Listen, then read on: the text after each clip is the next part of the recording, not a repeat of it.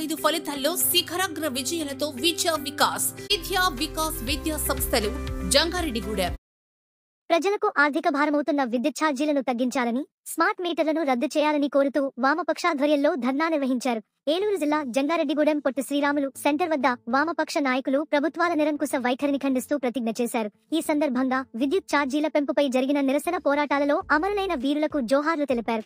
ఈ కార్యక్రమంలో సిపిఐ నాయకులు రాజు, సిపిఎం మండల కార్యదర్శి ఎం జీవరత్నం, సిపిఐ ఎంఎల్ నాయకులు ఎస్ఎస్ రామ్మోహన్, ఏ సుబాబు, జొన్నకూటి వెంకటేశ్వరరావు, డివైఎఫ్ఐ జిల్లా కార్యదర్శి సూర్యకిరణ్, సుభాని, వంగా గోపి, ఐఎఫ్టియు నాయకులు కెవి రమణ తదితరులు పాల్గొన్నారు.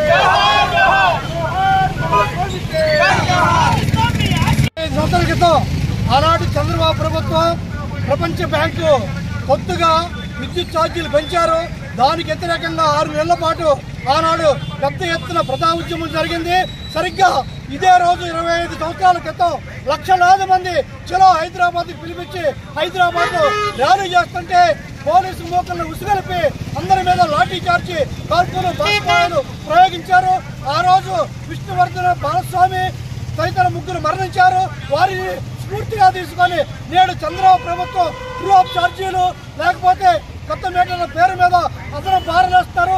దానికి వ్యతిరేకంగా ప్రజెక్ట్ పోరాలని చెప్పి ప్రజా సంఘాల పిలుపు మేరకు ఈ రోజు ఈ సెంటర్లో మేము ధర్నా నిర్వహిస్తున్నాం. ఈరోజు వామపక్ష పార్టీలు, కార్మిక సంఘాల ఆధ్వర్యంలో ఏదైతే చంద్రబాబు గతంలో ఉన్న ముఖ్యమంత్రిగా ఉన్న విద్యుత్ అమరవీరులను పొట్టలు పెట్టుకున్నాడో ఆ అమరవీరులందరికీ ఘన నివాళులు రప్పించాం, ప్రతిజ్ఞ చేశాం. ఏంటంటే భవిష్యత్తులో ఏదైతే విద్యుత్ ఉద్యమాలు ముందుకు తీసుకెళ్తామని, పెంచిన విద్యుత్ ఛార్జీలు, స్మార్ట్ మీటర్లు తగ్గించాలని రానున్న రోజుల్లో వామపక్ష పార్టీలు, ప్రజా సంఘాలన్నీ కూడా కేంద్ర రాష్ట్ర ప్రభుత్వాలు ఇవన్నీ కూడా రద్దు చేసే వరకు పోరాటాలు చేస్తామని ఈ నిరసన ద్వారా కేంద్ర రాష్ట్ర ప్రభుత్వాలని హెచ్చరిస్తూ ఉన్నాం.